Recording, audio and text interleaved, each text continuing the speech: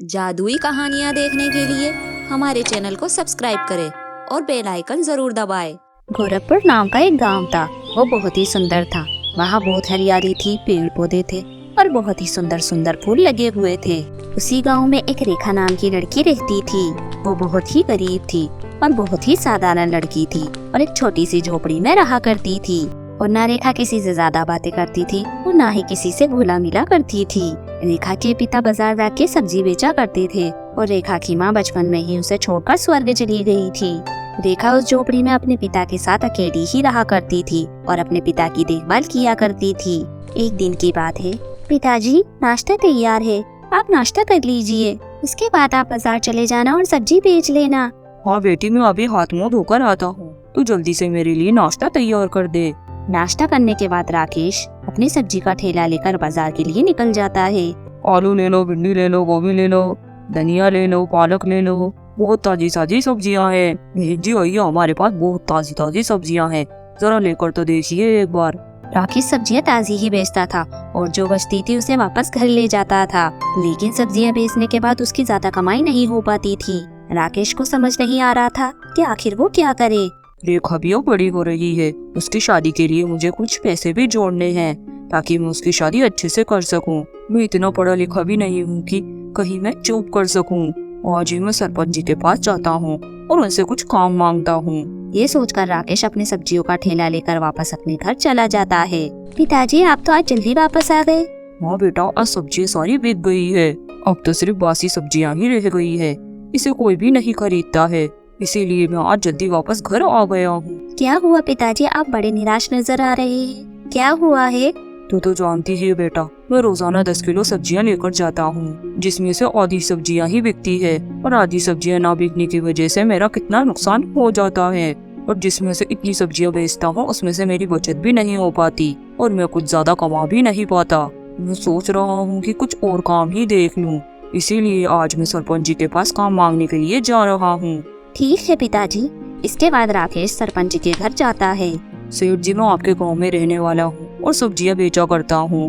मैं आपके पास बहुत आशा लेकर आया हूँ, आप मेरी मदद कर दीजिए, मुझे कुछ काम दे दीजिए। हाँ, मैं जानता हूँ, तू ही है ना जो चौराहे के किनारे सब्जियां बेचता है और नदी के किनारे तुम्हारी झोपड़ी भी है। हाँ सेठ जी, आपने सही पहचाना, मैं वही रहता हूँ। हाँ हाँ, मुझे अपने गाँव में रहने वाले सभी की खबर रहती है।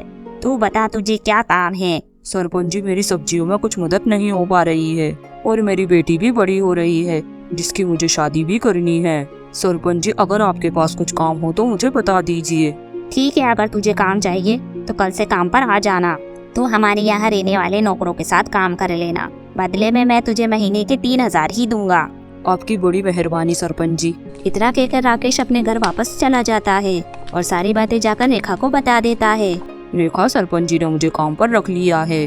मैं सोच रहा हूँ कल सुबह में सब्जियाँ बेचने के लिए जल्दी जाऊँ और सब्जियाँ बेचने के बाद मैं सरपंच जी के घर जाकर काम करूँ। लेकिन पिताजी, आपकी इतनी उम्र हो गई है और इतना काम करना आपको शोभा नहीं देगा। पिताजी, आप सब्जियाँ बेचिए और सरपंच जी के यहाँ काम करने के लिए मैं चली जाऊंगी। लेकिन बेटिया। लेकिन कुछ नहीं पिताजी, मैंने कहा ना पिताजी, आप ज्यादा काम नहीं करेंगे। राकेश जानता था कि उसकी बेटी रेखा नहीं मानेगी, इसीलिए वो रेखा को मना नहीं करता। रेखा अपने घर का सारा काम खत्म करने के बाद सरपंच जी के यहाँ काम करने के लिए चली जाती है। रेखा सरपंच जी के यहाँ मन लगाकर काम कर रही होती है, तभी वहाँ पर सरपंच आ जाता है। अरे, तू तो राकेश की बेटी है ना? हाँ सरपंच जी, राकेश जी ही मेरे पिताजी है, पर वो तो कह रहा था कि वो काम करने आएगा।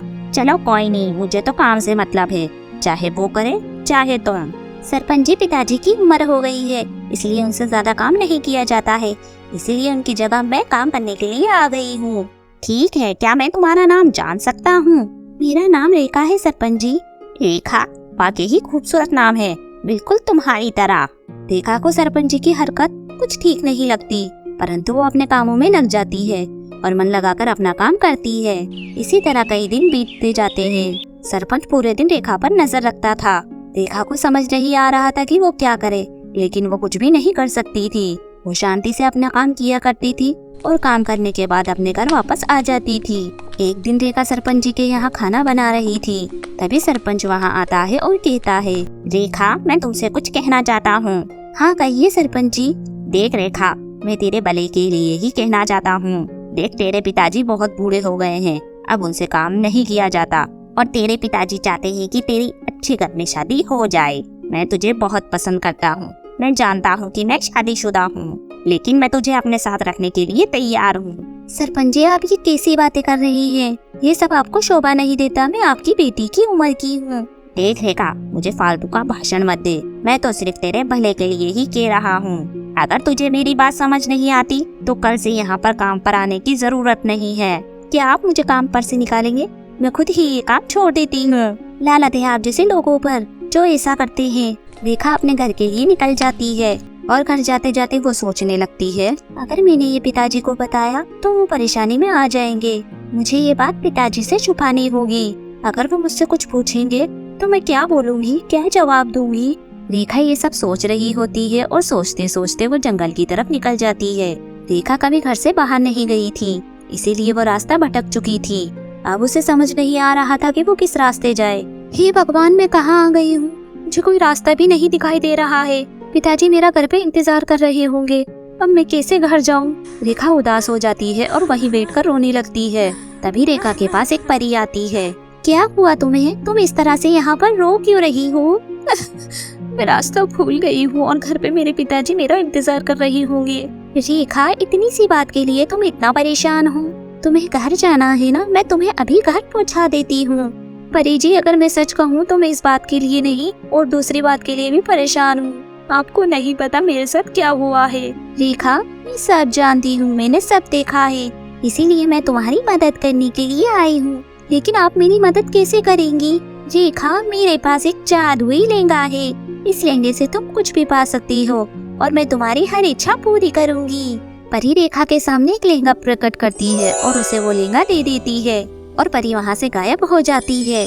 और फिर रेखा जादुई लहंगे से कहती है, ये जादुई लहंगे मुझे घर पहुँचा दो। इतना कहने के बाद जादुई लहंगा रेखा को उसके घर पहुँचा देता है। घर पहुँचकर रेखा देखती है कि उसके पिताजी वापस घर नहीं आए हैं। पिताजी के घर आने से पहले मुझे घर की सारी चीजें ठीक करनी होगी।